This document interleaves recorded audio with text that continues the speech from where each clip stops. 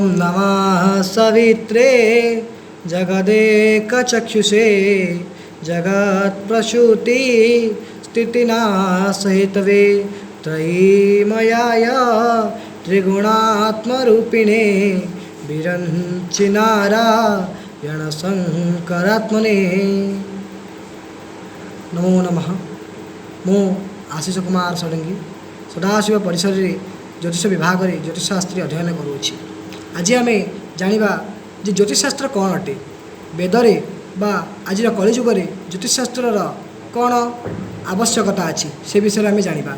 वेदरे संपूर्ण वेद को 6 भाग में विभक्त कर वेदर अंग को कहुई षड वेदांग। प्रथम है छंद, द्वितीय कल्प, तृतीय निरुक्त, चतुर्थ शिक्षा, पंचम व्याकरण, षष्ठ ज्योतिषशास्त्र अच्छी। एम भर कौ वेद कौ शाखा को कौ अंगरे विभक्त कर जाना। प्रथमतः छंद को वेदर गोड़ बोली कहुई, द्वितीय वेदरे कल्प को हाथ बोली कहुई, तृतीय निरुक्त को कान बोली कहुई, चतुर्थ शिक्षा को नाक बोली कहुई एवं पंचम व्याकरण को वेदर मुख बोली कहुई एवं षष्ठ बा शेष ज्योतिषशास्त्र को वेदर चक्षु बोली कहुई। कारण सबु शास्त्र रे ज्योतिषशास्त्र को प्रत्यक्ष शास्त्र बोली कहुई। कारण जे जितेबाला यज्ञ आदि कर्म होता से तिथि एवं नक्षत्र मान गणना जोगु ज्योतिषशास्त्र आविष्कार होता। से मुनिऋषि मैंने कही यथा पिंडे तथा ब्रह्मांडे चंद्रमा अंशो जात सूर्य आत्मा जगस्तस्तु षष्ठ इत्यादि श्रुति वाक्य प्रमाण अटे।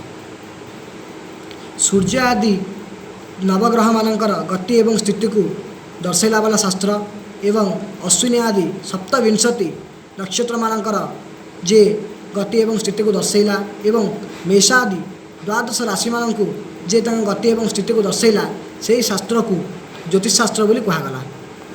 ज्योतिषशास्त्र को मुख्यतः 3 भाग में विभक्त कराला। प्रथम सिद्धांत, द्वितीय संहिता, तृतीय होरा अटे।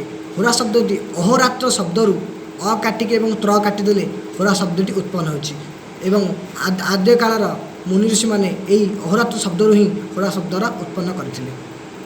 प्रथम आम जाना सिद्धांत स्कंद विषय। सिद्धांत स्कंद ग्रहचार, ग्रहवर्ण, ग्रहयुद्ध द्वारा फल निर्धारण, कृषि वृष्टि पर्यावरण, शकुन सामुद्रिक वास्तु, मुहूर्त, भूगर्भ विज्ञान, उल्का, आकाशीय विशेष घटना, भूकंप, भूजल, वृक्ष चिकित्सा, पशु पक्षी लक्षण, वनस्पति, स्वप्र, भौतिक चिकित्सा, रसायन विज्ञान, आपद को पूर्वानुमान आदि करी विषय संपाद संपर्क यही संगीत स्कंद वर्णना कराଯାଇଛି। अन्य उपलब्ध होता ग्रंथ बा जो ग्रंथ कि संगीता स्कंद गणना जाऊँगी से हूँ अद्भुत सागर, नारद संगीता, भद्रबाहु संगीता आदि अटे। एथिमध्यरु श्री वराहमिहिर विरचित करिथिबा बृहत संगीता बहुत लोकप्रिय एवं लोकजना अटे। एबे आमे ज्योतिषर द्वितीय स्कंद विषय जानिबा, जहाँकि सिद्धांत स्कंद रूप में विरचित। त्रुटि सबुठारु सूक्ष्म मानरे प्रलय काल पर्यंत गणना, पंचांगरे वैधयंत्र निर्माण जेमतिक जंतर मंतर संबंधित सबु विषय सिद्धांत ज्योतिषर अंतर्गत अटंती। ग्रह गणितर आधार गणना आधार सिद्धांत स्कंद को भी 3 भाग में विभक्त कराई, जमीक सिद्धांत, तंत्र, करण। सिद्धांत को कल्पर आरंभ ही ग्रह गणित को सिद्धांत गणित कहुए। तार ग्रंथ होउछि सूर्य संहिता, ब्रह्मांड स्फुट सिद्धांत, सिद्धांत शिरोमणि इत्यादि। जुगर आरंभ ही गणना जो गुड़ा कर ताकू तंत्र सिद्धांत बोली कहुए। एमतीक आर्यभट्टों द्वारा विरचित आर्यभट्टियम प्रमुख ग्रंथ अटे। करण अभीष्ट वर्ष गणना आरंभ करा ग्रंथ को करण ग्रंथ बोली कहुए। जमीक सिद्धांत ज्योतिषर प्रथम स्वतंत्र ग्रंथ मन जाऊँगी वेदांक ज्योतिष। एवं आम जाना ज्योतिषशास्त्र तृतीय स्कंध बा होरा स्कंद विषय। प्रथम है जातकर जन्म समय आधार बा परजन्म पत्रिका निर्माण तथा जन्मकुंडली द्वारा शुभाशुभ फलर सूचना होरा शास्त्र मिलता है। कालांतर होरार 5 भेद होगा।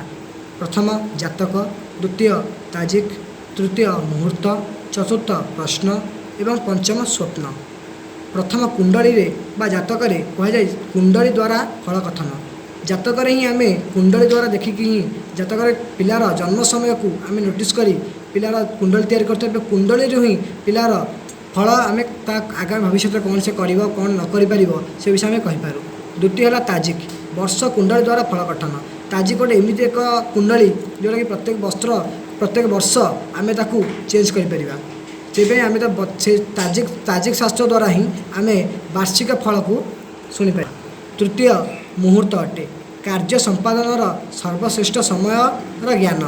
चतुर्थ प्रश्नाक्षर बा प्रश्न रसला प्रश्न अष्टमंगल प्रश्न आम ये प्रश्न शास्त्र जापर किपर पिला कुंडली ही प्रश्न आम देखिपर प्रश्न आम कर प्रश्नर उत्तर काढ़ीपर यह सब ये शास्त्र में होरा शास्त्र में परिगणित हुए। पंचम है स्वप्न स्वप्न द्वारा फल कथन आम गत राति कौन स्वप्न देखी कौ स्वप्नर कौ लक्षण अटे आम यही होरा शास्त्र में स्वप्न दोष जापर।